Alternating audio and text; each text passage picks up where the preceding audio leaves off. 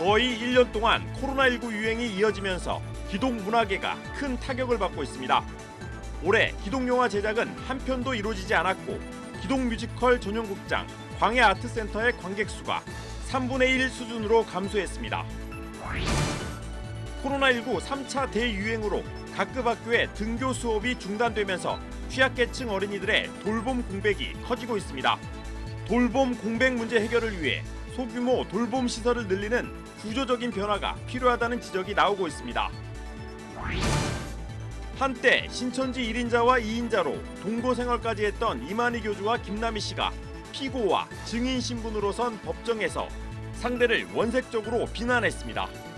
김남희 씨가 지난 재판에서 이만희 교주가 집화장들로부터 돈을 상납받았다고 진술하자 이만희 교주는 김남희 씨의 말은 90%가 거짓이라고 주장했습니다.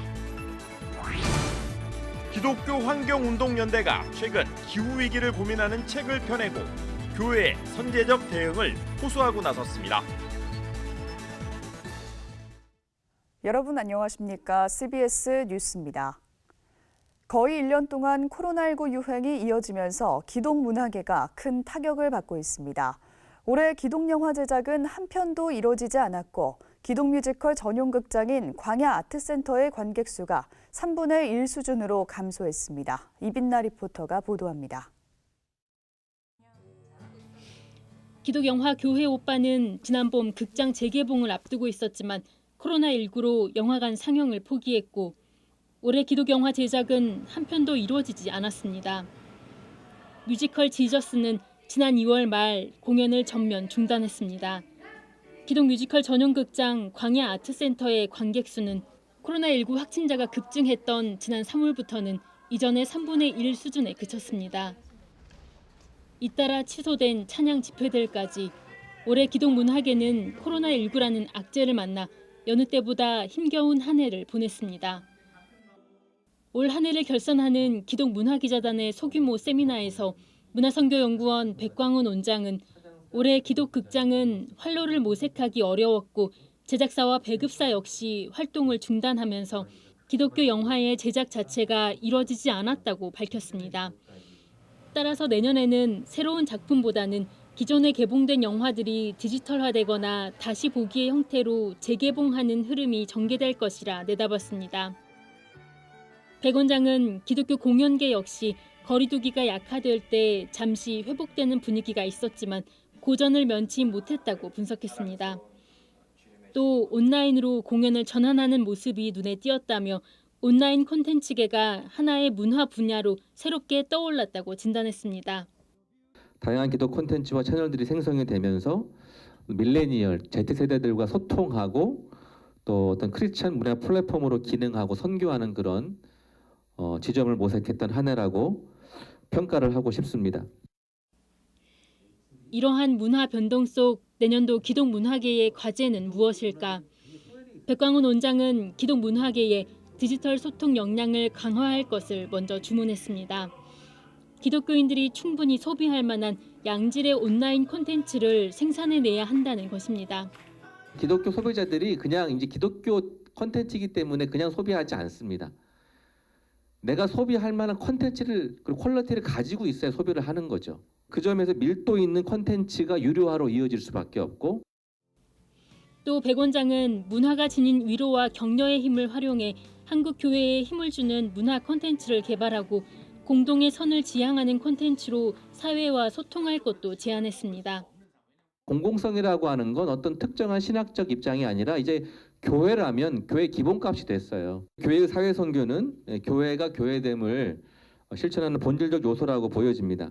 기독교 문화와 또 이런 다양한 콘텐츠들이 사회적 이슈들을 담아내고 함께 공감할 수 있는 그런 콘텐츠들을 함께 만들어낼 때 교회의 다음 세대들인 밀레니얼 또 Z세대들과 소통할 수 있고 사회와 소통할 수 있는 그런 길이 열릴 수 있다라고 하는 것이죠. 백광훈 원장은 특히 젊은 세대에게 중요한 키워드인 일상성과 재미를 갖춘 콘텐츠를 개발할 것도 당부했습니다.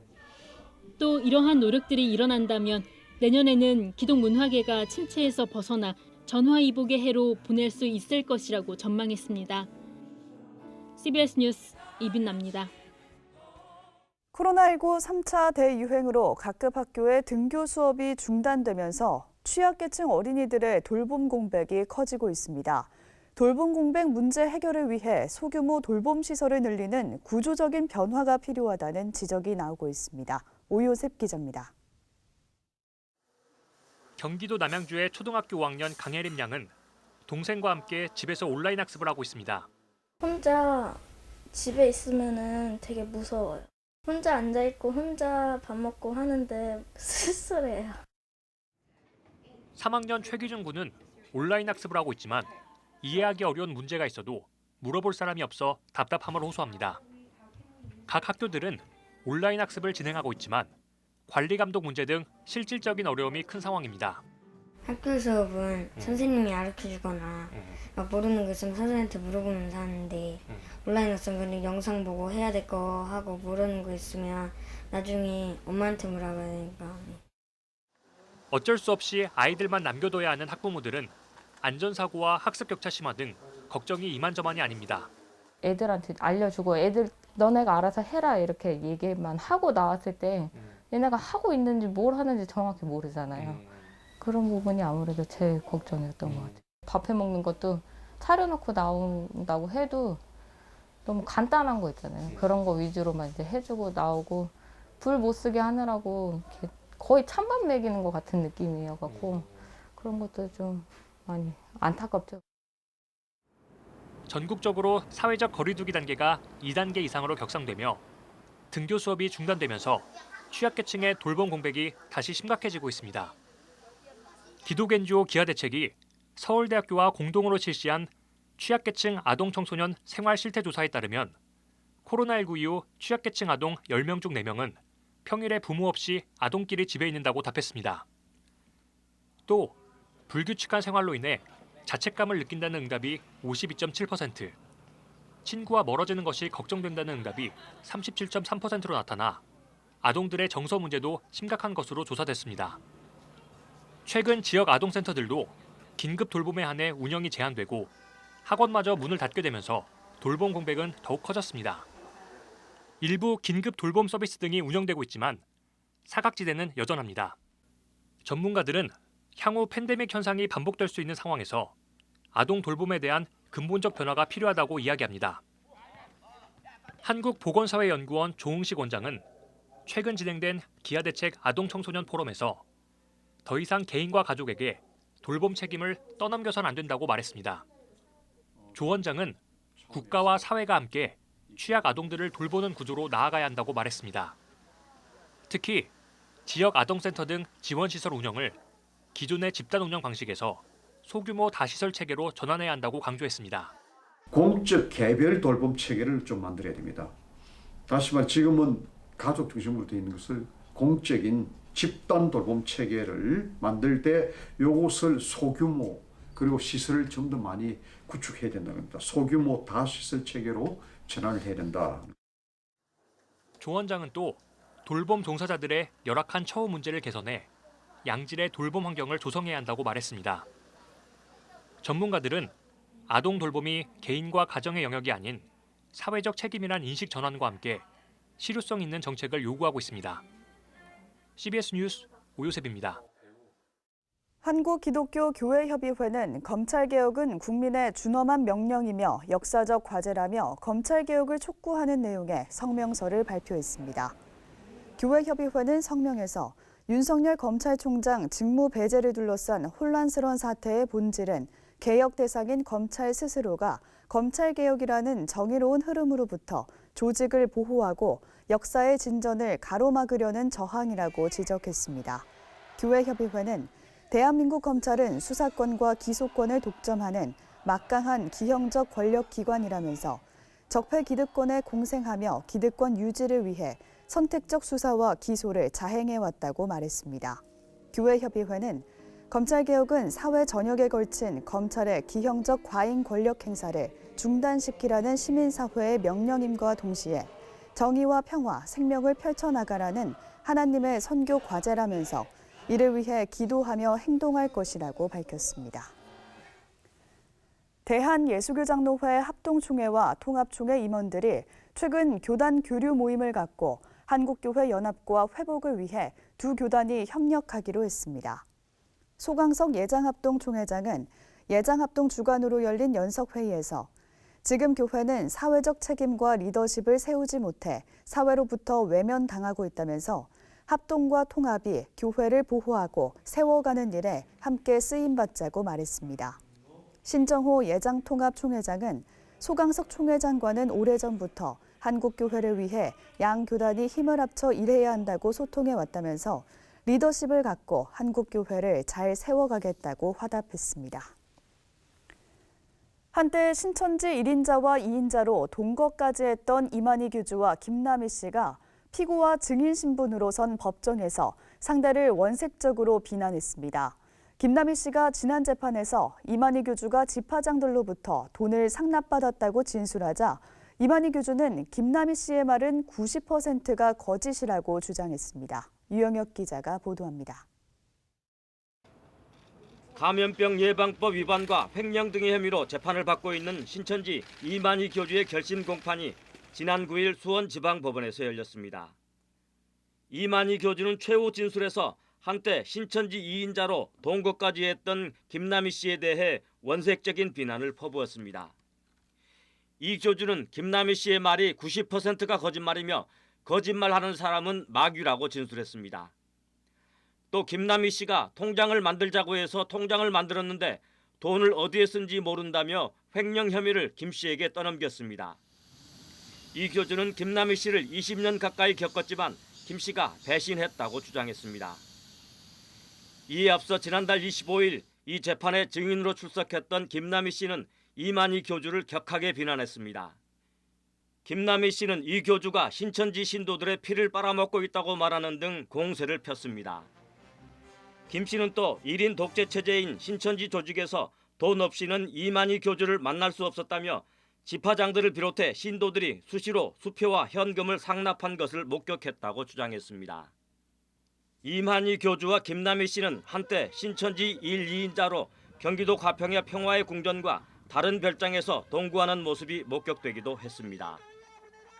그러나 2017년에는 김남희 씨가 신천지 행사에서 사라지고 이만희 교주가 김남희 씨를 배도자라고 공격하는 등 결별을 공식화했습니다. 이후 두 사람은 수십억 원대의 부동산 소유권 다툼에 이어 신천지 소유의 유선방송회사 주식 반환 소송 등 소송전을 벌여왔습니다.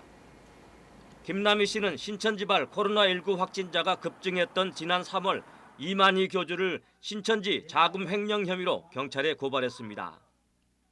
한편 검찰은 공권력을 무시하고 역학조사와 방역활동을 방해하는 등 죄질이 불량하다며 이만희 교주에게 징역 5년에 벌금 300만 원을 구형했습니다. 이 교주에 대한 선고 공판은 내년 1월 13일 수원지방법원에서 열릴 예정입니다. CBS 뉴스 유영혁입니다.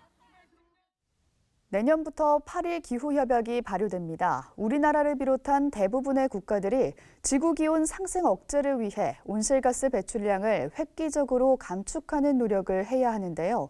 기독교 환경운동연대가 최근 기후위기를 고민하는 책을 펴내고 교회의 선제적 대응을 호소하고 나섰습니다. 천수연 기자입니다. 지난 5년간 기독교 환경운동연대 사무총장을 맡아온 이진형 목사. 최근 기후위기 시대를 맞은 한국교회의 생태적 전환을 촉구하는 책을 펴냈습니다. 이진형 목사는 기후위기의 원인을 인간의 탐욕으로 정의합니다. 그리고 그 책임이 교회와 그리스도인들에게도 있다고 말합니다. 경쟁과 또 서로 자연을 착취하고 다른 또 인간들을 이렇게 억압하는 체제로 나타나고 있는 것이 아닌가 싶고요. 기후 위기에 어떤 사회 경제가 만들어진 것은 우리들의 개개인의 삶도 잘못된 거고 또 우리가 이 사회의 방향을 올바른 것으로 끌고 가지 못한. 이 목사는 환경의 문제에 한국교회와 그리스도인들이 책임감을 갖고 행동해야 한다고 말했습니다. 시간이 그리 많지 않기 때문입니다. 세계기상기구에 따르면 지난 1981년부터 30년간 지구의 온도와 비교해 올해 평균 기온이 2도 이상 5도까지 오른 곳도 있습니다. 육지뿐 아니라 바다의 온난화도 가속화되고 있습니다. 이런 가운데 내년부터 발효되는 파리 기후협약에 따르면 2050년까지 온실가스 배출을 실질적으로 0으로 만드는 노력을 기울여야 합니다. 기후 악당 국가라고 세계 사람들이 얘기할 정도로 이산화탄소 배출이 세계에서 아주 손꼽히는 나라 중에 하나입니다. 그래서 온 사회가 같이 지혜를 모아서 방안을 찾아야 되는 문제라고 생각하고요. 특히 저는 이 창조 세계를 온전한 모습으로 지키겠다는 이 기독교 신앙 공동체가 이 일에 나서지 않으면은 우리 사회가 이걸 자발적으로 문제를 풀어갈 수는 없다고 생각을 하고 있습니다. 이 목사는 이번 책을 통해서 교회가 환경 문제에 쉽게 접근할 수 있는 다양한 생각거리를 제시했습니다. 정부 정책이나 거시 경제가 아닌 무심코 지나쳤던 일상의 문제들을 건드리는 겁니다. 또 교회에서 함께 이제 공동 식사를 할 때 채식을 하는 것이 사실 또 기후 위기에 있어서 상당히 또 이산화탄소 배출을 줄일 수 있는 좋은 대안이 되기 때문에.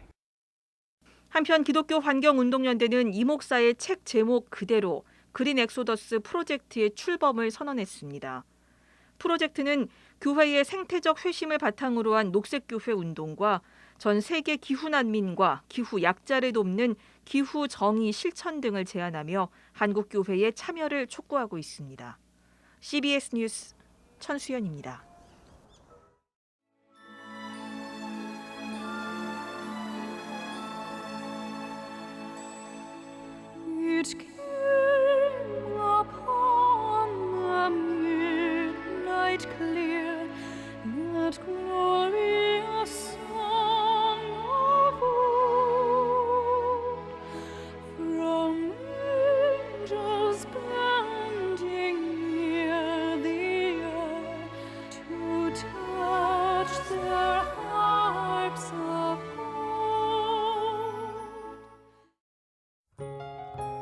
내일은 전국이 대체로 흐린 가운데 새벽까지 중부지방엔 눈이 날리거나 빗방울이 떨어지는 곳이 있겠습니다. 내일 아침 최저기온은 영하 2도에서 영상 6도, 낮 최고기온은 6도에서 14도로 예상됩니다. 이상으로 뉴스를 마칩니다. 함께해 주신 여러분 고맙습니다.